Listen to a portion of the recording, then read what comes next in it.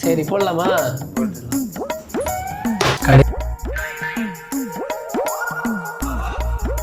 உப்பு மிளகாத்தூள் குழம்பு போடுவல கொஞ்சமா போட்டு வச்சுடுவாங்க.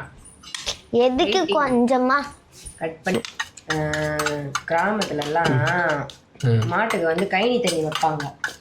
அது சாப்பிடும்போது தண்ணிக்குள்ள ஒரு மாதிரி மூக்கை வச்சு உருகி உருகி சாப்பிடும். அப்போ வந்து ஒரு சவுண்டு போடும். கேட்டுக்கிறியா? இதெல்லாம் கேட்டது இல்லைல்ல? ஓகே, இப்படிதான் வரும். இப்பதான் அதே மாதிரி இல்ல போதும் அந்த மாதிரி இருக்குது. இவ்வளவு போதுமாமா? போதும்பா. சாப்பிட்ட வாய் எரிய போகுது பாருங்க. ரெடி மிளகா நெடி இருக்குது. இதெல்லாம் இல்ல கையே வைக்க கூடாது. நாச்சு மிளகாத்தூள் போட்டுமா? நான் இந்த மிளகாத்தூள் இது வரைக்கும் நெடி அடிக்குது. இதுல போட்டு சாப்பிட்டு வச்சுக்க, வாய் எரியுதா இல்லையா? மூக்குல எரியும். பேக்ல எரியும்.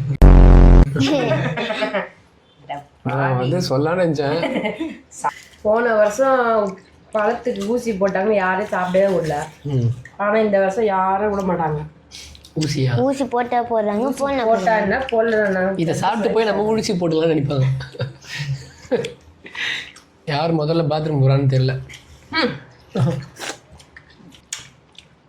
இது செடியா மரமா? ஜல்பிஸ் கொடி கொடியா இருக்குது வாய்ப்பே இல்லை. ஏன்னா கொடியா வந்து மேலே பறக்கணும், இது தரையில தான் கிடக்கும். Nice joke. கயிறு சொல்றேன். கயிறு கொடின்னு ஒரு சொல்றது ஓரளவுக்கு உண்மைதான். ஏன்னா கொடி வந்து மேலே பறக்கும், மூவண்ண கலரு தான். இதுலேயே மூவண்ண கலர் இருக்குது. ஆனால் ஏன் தரல இது? அது அதோட ஏத்துறதுல பறக்கும். ஏற்றிட்டோம்ல.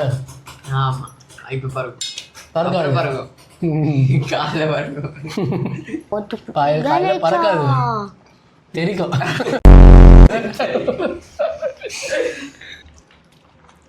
அப்படிதான்